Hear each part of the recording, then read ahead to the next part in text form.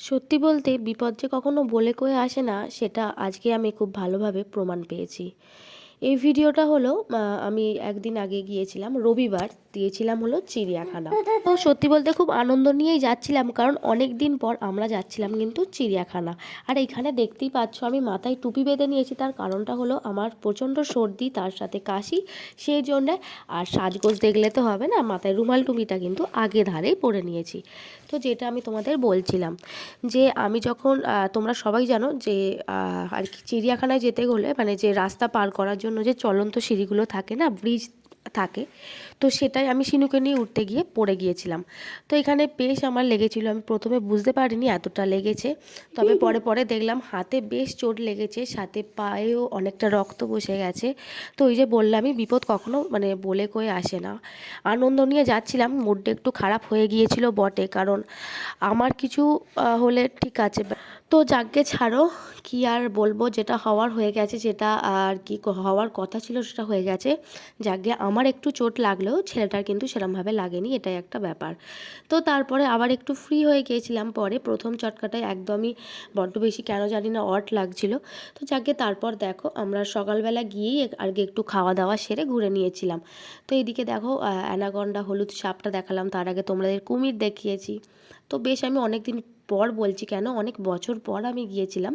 তো খুব পরিষ্কার পরিচ্ছন্ন হয়েছে দেখলাম, আগের থেকে অনেক বেশি পরিষ্কার পরিচ্ছন্ন। আর শিনু প্রথমবার গেল চিড়িয়াখানায়, তো ওর বেশ খুব আনন্দ পেয়েছে, শুধু এখান ওখান ছুটছে দেখতেই পাচ্ছ। তো বললামই খুব সুন্দর লেগেছে। তো এখানে দেখতেই পাচ্ছ সে তো এদিক ওদিক ঢুকে পড়ছে গেলে, আর এখানে দেখো অনেক কিছু আছে। তো যেহেতু জাল দেওয়া থাকে না, ঠিকঠাকভাবে ক্যাপচার হয়নি। এখানেও একটা বাঘ আছে দেখতেই পাচ্ছ, মানে পুরো কাছ থেকে দেখেছি এই বাঘটাকে আর কি, রয়্যাল বেঙ্গল টাইগার, আর বিশাল বড়, দেখতেই পাচ্ছ। আর শিনু দেখে তো খুব আনন্দ পেয়েছে, ও প্রথমবার আমি বললামই চিড়িয়াখানা এসেছে। তো দেখো বাঘটাকে খালি, আমরা তো ভাবছিলাম বোধহয় এদিক দিয়ে আসবে, বাট এলো না, ওখানেই একটা জায়গা করে নিজের মতো শুয়ে পড়েছিল। যাকে তারপর এখানে দেখো অনেক রকম পাখি ছিল, আর এখানে দেখো সিংহ ছিল। তো এদিকে শিনু তো এটাকে দেখে বলছে এটা সিংহ না, এটা বাঘ। তো যাকে তারপর এখানে দেখো কি সুন্দর সুন্দর বিশাল বড় বড় পাখি ছিল। হ্যাঁ, ম্যাকাও ছিল, তার সাথে যে শকুটি পাখিগুলো থাকে ওগুলো ছিল, বেশ ভালো লেগেছে।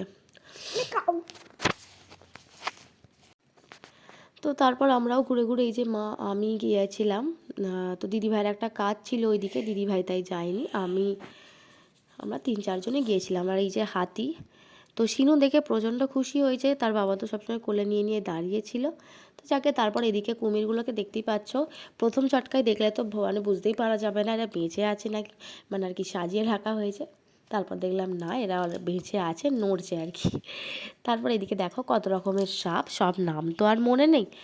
তো আর কে কে চিড়িয়াখানায় গেছো অবশ্যই কমেন্ট করে জানিও। আমি তো প্রায় 3-4 বার গিয়েছি, আবারও অনেক দিন পর গেলাম, তবে বেশ ভালো লাগলো। আগের আর এই যাওয়ার মধ্যে অবশ্যই পার্থক্য কাজ আছে আর কি, কারণ আগে আমি একা গিয়েছি, এখন ছেলে নিয়ে। তো যাকগে তারপর দেখলেই তোমাদের সাথেও সব ছোট্ট ছোট্ট করে শেয়ার করেছি। তো দেখো কত বড় সাপটা দেখো খালি। তো যাকে তারপর এখানে দেখো সবগুলোই হরিণ। তো দূরের হরিণগুলো না গায়ে মানে যে ছাপ ছাপ থাকে না, আছে। তো দেখো এই জায়গাটা যে দেখাচ্ছি না, এই দিকের মানে এই চিড়িয়াখানার ওই পাশটায় নাকি একটা লাইব্রেরি আছে, ন্যাশনাল লাইব্রেরি আর কি, সেটা নাকি ভুতুড়ে। তো সেটাই ভাবলাম দেখিয়ে দিই তোমাদের।